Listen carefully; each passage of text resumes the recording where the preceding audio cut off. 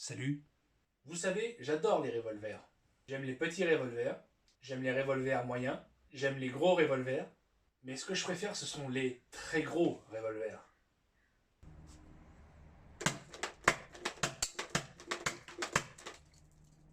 Et oui, aujourd'hui, on va parler du Milcor MGL de chez ICS. Mais dis donc, Jamy, le ICS 190 MGL, qu'est-ce que c'est? Eh bien, le Milcor MGL est un lance-grenade multiple, MGL signifiant multiple grenade launcher, développé par la société Ripple Effect, anciennement Milcor, une société sud-africaine, et aujourd'hui fabriqué par cette même société, et également par Milcor USA. Le lance-grenade de ce modèle connaît plusieurs variantes. Ici, nous sommes sur la variante M36, variante américaine, et ce lance-grenade est utilisé par plus d'une trentaine de pays dans le monde. Alors, ici, nous sommes sur une réplique de chez ICS. Cette réplique de chez ICS, c'est 2,3 kg de pur bonheur, avec un barillet de 6 grenades dans lequel vous pourrez mettre toutes les grenades de votre choix, pourvu qu'elles soient de la bonne longueur par rapport à la longueur du barillet, donc qu'elles ne dépassent pas cette longueur. Je vous laisse regarder ce petit unboxing rapide, puis on enchaîne sur la suite.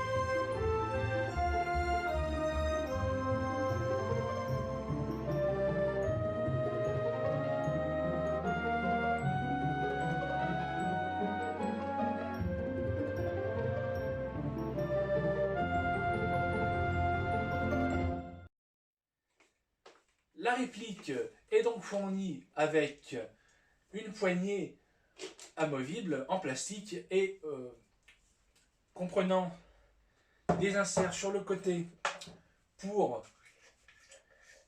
y disposer éventuellement un contacteur déporté,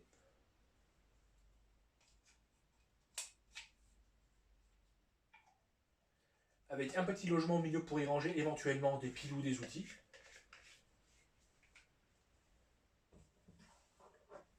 Alors, il faut dire qu'une poignée comme celle-ci est assez essentielle sur ce modèle parce que vu la largeur du garde-main, la prise en main n'est pas très agréable.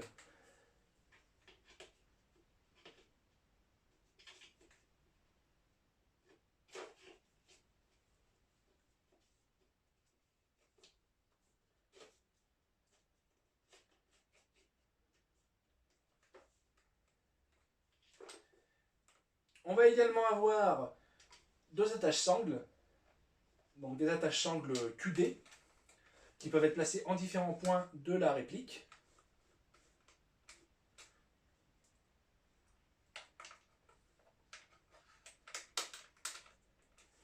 Donc vous avez des points d'ancrage au niveau de la crosse de chaque côté. Et ici, vous avez un point d'attache Picatinny que vous pouvez déplacer sur les rails à votre guise. Puisqu'on parle du garde-main, il est doté de 4 rails, ce qui vous permettra d'y monter les 4 lance-grenades de votre choix, ou éventuellement des accessoires plus anodins comme des lampes ou des poignées, des lasers, ce que vous voulez. Vous avez un rail supérieur ici qui va vous permettre de monter n'importe quelle optique de votre choix ou lunettes de votre choix pour faire un lance-grenade DMR. Cela dit, je ne pense pas que ce soit bien recommandé et bien vu par les associations. Mais vous faites comme vous voulez. Après tout, l'Airsoft nous apprend aussi à être parfois créatif. Il n'existe malheureusement pas de reproduction des optiques inclinables pour les lance-grenades de ce type.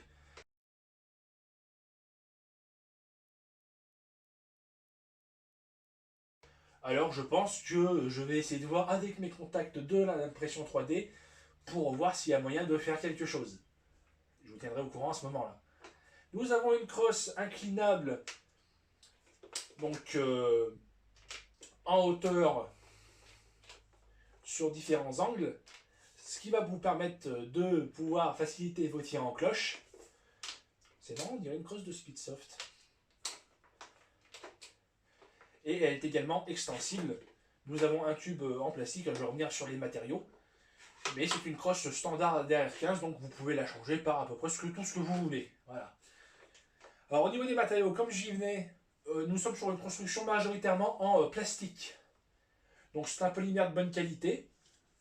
Ça permet d'alléger considérablement le poids, parce qu'imaginez le poids de ce bousin-là tout en métal. Alors on a tout de même beaucoup de pièces essentielles en métal, à savoir tout ce qui va se trouver à l'intérieur, ainsi que la poutre centrale et la languette de verrouillage ici, toute cette petite lame de verrouillage, ainsi que les attaches sangles et les points d'ancrage des attaches sangles, qui sont en métal, mais pour le reste, le tube de crosse, la poignée, le garde-main, le canon, le barillet, tout est en plastique. Hein. La visserie est également en métal. Donc ça permet de gagner un poids considérable. Alors, en main, c'est pas forcément ce qui est le plus agréable, hein. D'autant que j'ai envie de dire que la poignée ici, qui n'est pas texturée, pas forcément agréable à tenir, parce que du coup, elle est un peu glissante. On va retrouver quelques petites imperfections, notamment des traces de moulage, notamment ici sur le canon, celle-ci se voit bien. Mais sinon, voilà, ça reste une jolie réplique, hein, très imposante, très impressionnante. Hein, il y a un impact psychologique certain avec ce matos. Hein, sans même tirer, le gars vous voit, vous pointez avec ça, il prend peur. Vous avez ici un levier de sûreté ambidextre, ce qui est très bien pour les gauchers. Donc vous aurez une position sécurité vers le haut, marquée d'un S pour safety, et vers le bas pour pouvoir tirer. Le mode de fonctionnement de ce petit engin, alors c'est assez simple. Vous allez ici avoir une petite roue à faire tourner pour déverrouiller cette languette métallique en bas. Vous allez tirer sur le loquet ici, ce qui va permettre de pouvoir faire pivoter vers la droite en sens anti-horaire le cul du lanceur. Vous avez donc ainsi accès ici au barillet. Donc, dedans, j'ai 6 grenades de marque SHS, des grenades no reset. Ce qui est assez pratique, c'est qu'en fait, quand elles sont tirées, pas besoin de les réarmer manuellement. Elles se réarment toutes seules normalement si elles sont bien entretenues. Ou alors des fois, vous avez juste à remettre un petit coup appuyer un tout petit coup léger sur le culot pour que ça se remette en place. Donc des bonnes petites grenades assez sympathiques. Bon là c'est des petites, hein, c'est des 60 coups.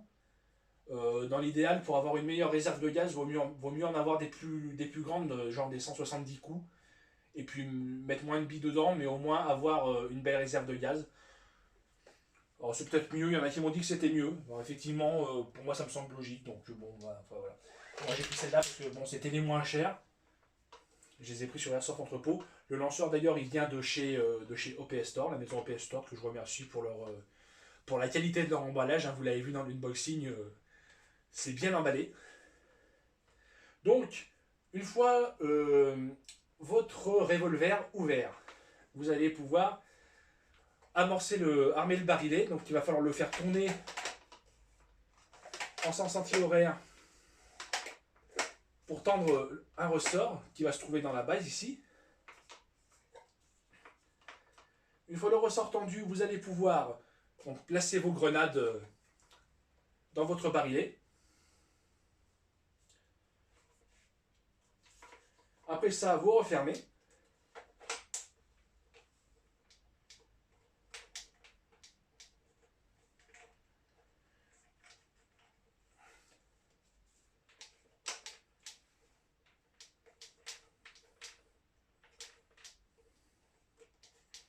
Alors, ça ne fonctionne pas toujours très bien. Voilà.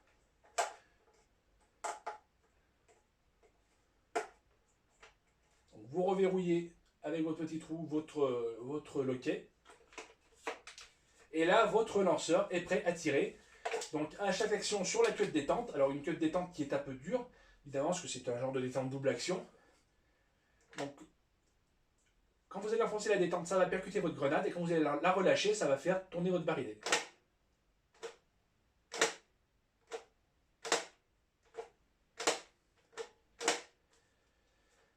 Si votre barillet est tendu, mais que vous ne jouez plus, il ne faut pas laisser votre barillet, le ressort de votre barillet sous tension. Vous avez donc un loquet ici à actionner pour détendre le ressort du barillet. Voilà. Mettons, si je le remonte. Voilà, c'est la fin de partie. Vous déchargez vos grenades. Vous n'avez pas tiré. Donc vous devez détendre le ressort de votre barillet pour pas qu'il vieillisse mal, hein, tout simplement, pour pas qu'il ne perde de sa puissance. Donc vous allez actionner ce bouton pour détendre le ressort. Rien de plus simple. Autre petite chose intéressante aussi, vous pouvez régler via une clé Allen le percuteur. Donc le percuteur qui est ici, vous pouvez régler sa longueur, donc la longueur sur laquelle il ressort. C'est nécessaire car certaines grenades ont un culot plus épais ou moins épais avec une percussion qui se fait plus profondément ou plus haut. Ce qui fait que vous allez devoir régler votre percuteur en fonction de vos grenades. C'est pour ça que je vous recommande d'utiliser des grenades au moins de la même marque. Parce qu'au moins vous serez sûr que le réglage du percuteur sera le même pour toutes les grenades. Vous pouvez panacher votre barillet, mais vous prenez le risque qu'il y ait une de vos grenades qui ne percute pas ou qui percute mal, puisqu'elle n'est pas au même niveau que les autres. Voilà, c'est un peu l'inconvénient de ce type de lanceur. En termes de performance et de puissance, eh bien en fait ça dépendra entièrement de vos grenades.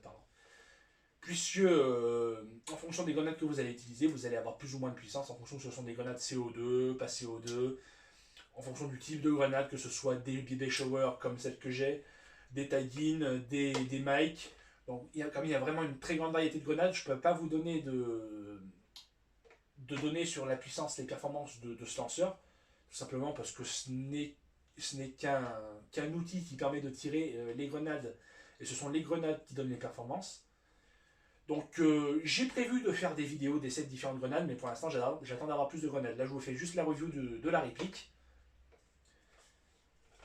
Voilà, donc les prochaines vidéos sur les tests de grenades, ce sera avec ce lanceur-là, mais avec différentes grenades. Ou avec d'autres lanceurs si j'en ai d'autres entre temps. Mais bon, dans l'idéal, c'est mieux de tester celui-là, d'autant que j'ai très envie de tester les taggins avec celui-là. Mais les taggins, ça ne sera pas pour tout de suite, parce que vu le prix que ça coûte, ça va me prendre du temps d'acquérir 6 shells lanceurs et assez de matos pour faire des tests. Pour finir avec cette réplique de chez ICS, ce MGL, je dirais que pour moi, le rapport qualité-prix est bon. Le rapport jouabilité-prix est bon, puisqu'ils ont fait le choix des matériaux plastiques, à la fois pour la jouabilité, grâce à la légèreté, ce qui permet de ne pas se trimballer un lanceur de 5 kg pendant toute la journée, et aussi qui permet de rendre cette réplique accessible à la plupart des bourses, car affiché à un tarif de moins de 200 euros. Alors, évidemment, ça s'adresse surtout, vous allez me dire, à du jeu en CQB, mais en fait, là encore, tout dépend des grenades que vous utilisez. Beaucoup de joueurs utilisent ce genre de choses sur des terrains ouverts, hein. Il n'y a pas de problème avec ça. C'est vrai que c'est surtout très efficace en CQB, hein, on va pas se mentir, hein. Puis surtout qu'avec le bruit, tout ça, l'impact psychologique qui est assez sympa. Mais c'est largement utilisable sur des terrains plus ouverts. C'est très sympa à utiliser, c'est très amusant. C'est pas ce qui a le plus gros avantage tactique, surtout quand on a que des grenades type baby shower. Euh, mais bon, c'est quand même ce qu'il y a de plus abordable en termes de grenades.